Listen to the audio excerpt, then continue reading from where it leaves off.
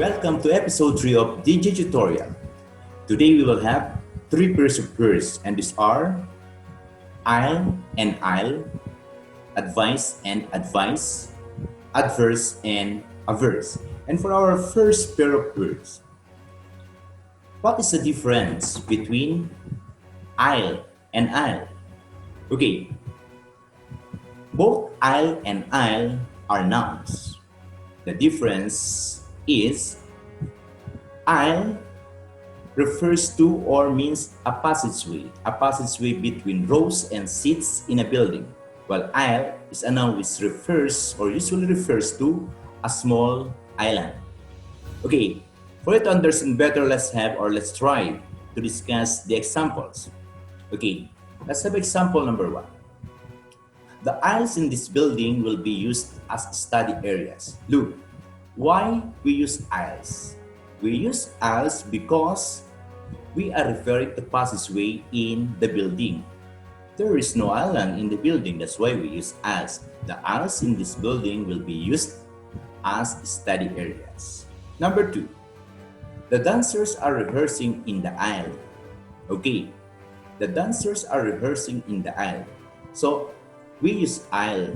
We use aisle because the dancers are rehearsing maybe in the passageway of the building. They are not going to rehearse in an island. Okay, so that's why we use aisle. The dancers are rehearsing in the aisle or in the passageway. Number 3, I have visited the desert isle for a year now. I have visited the desert isle for a year now. We use isle because, okay, we are referring now to an island or to a small island. I have visited the desert island for a year now. Okay, let's try this. What is the correct answer? I'll or I'll? She preferred the blank seat in a movie house. Okay, look, movie house. So your clue here is movie house, building, or whatever structure. Of course, there is no island in that particular structure or in that particular place. So, you will use aisle because aisle here is or means passageway.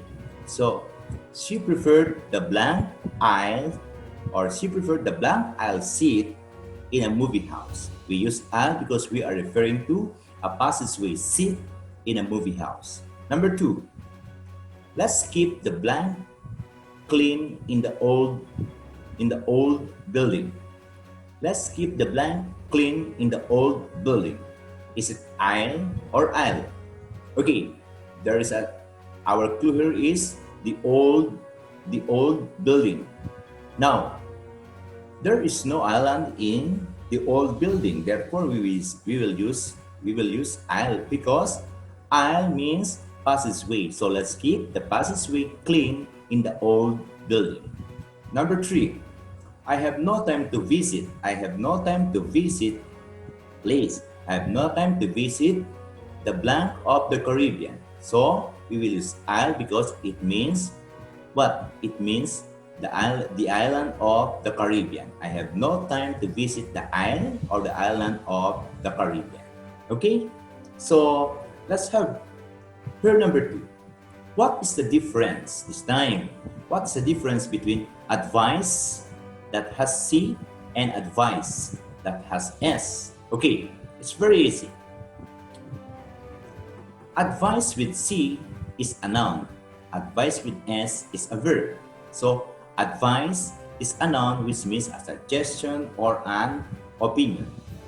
While advice, which is a verb means to counsel or to inform someone. So it's very easy to identify when is the time that you are going to use advice with C and advice with S. Okay, because advice with C is a noun and advice with S is a verb. Look at the examples. You should listen to your father's advice. Why we use advice that has C? Because advice that has C is a noun. We have already a verb. You should listen. You is our subject and should listen is our verb phrase. So therefore, we don't need another verb because we have already the verb. So that's why we use advice. Advice here means suggestion or opinion of the fathers. So, or the father, sorry. So you should listen to your father's advice or to your father's suggestion or father's opinion. Okay, number 2. Jude advises me to change it immediately.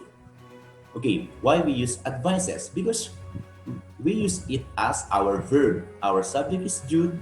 What Jude does, he advises. Jude advises me. Jude advises me to change it immediately. So that's why we use advice, because we use it as a verb. Because we cannot use it as a verb because this is a noun.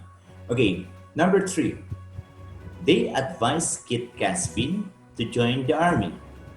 They advise Kit Casvin to join the army. Okay, why we use advice? The same. Our subject is they.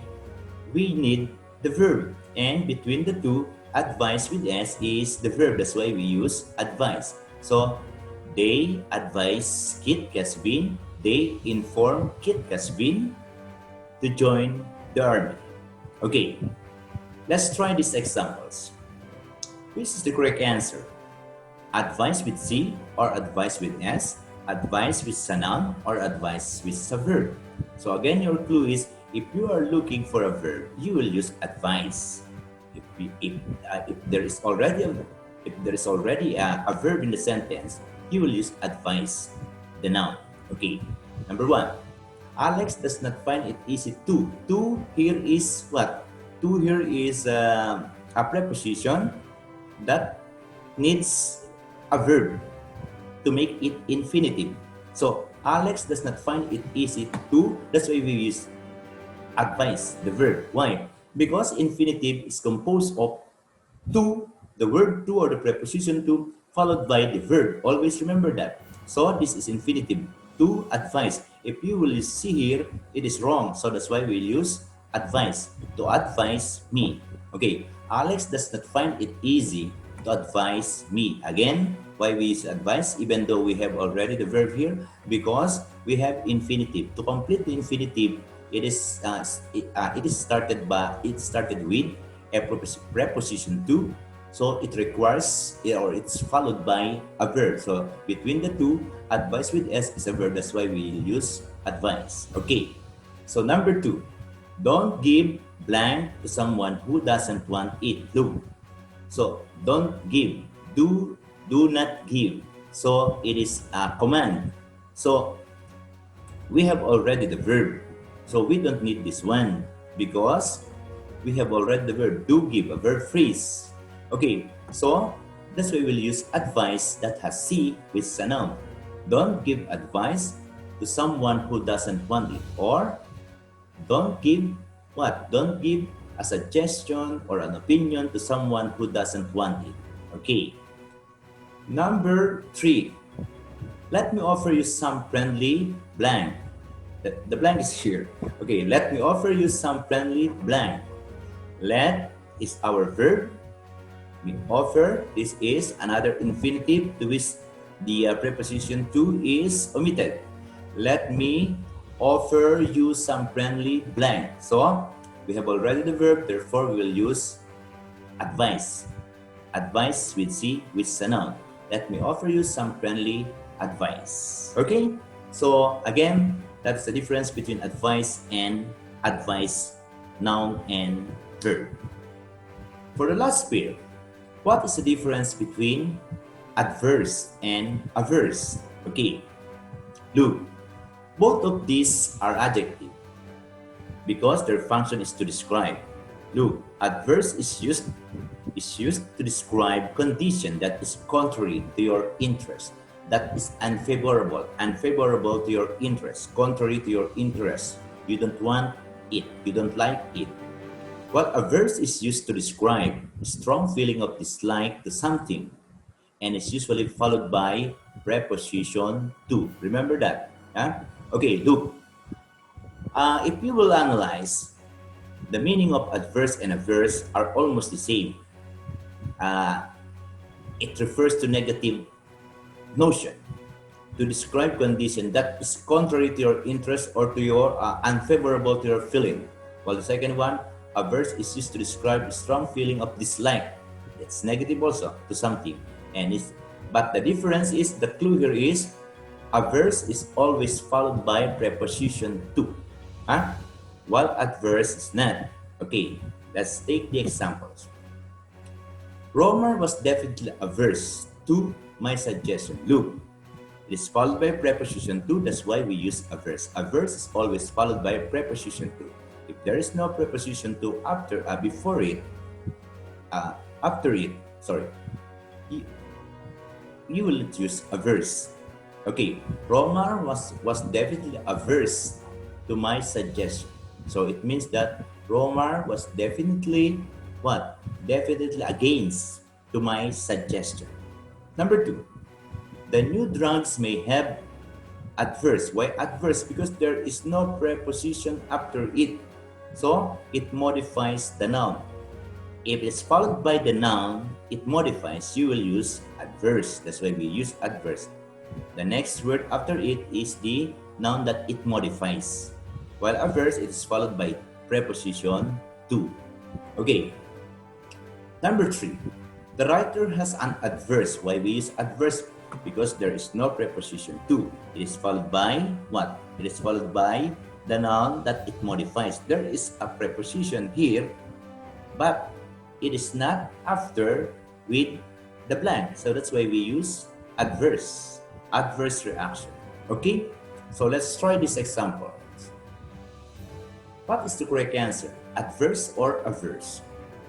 Shy people may be blank to taking risk. Look, after the blank to which you will write your answer, there is a preposition to. So therefore, you will use averse because averse is always followed by a preposition to. It means that shy people may be against to taking risk. So maybe shy people have a strong feeling of dislike to taking risks. So that's why we use averse. Number 2, I can no longer fight against blank circumstances. So after the blank, there is no to. Therefore, we will use adverse. And it is followed by the noun that it modifies. So therefore, we use adverse. I can no longer fight against adverse circumstances. So it means unfavorable circumstances. And number 3, gossip has an blank. The blank is not followed by to, therefore we'll use adverse. It is followed by a noun that it modifies. So gossip has an adverse impact on the victims. Okay? So that is the use or the difference between adverse and averse. Okay, that's all guys for our episode 3. And for our next episode, we will discuss allude and allude, allusion and illusion, already and already.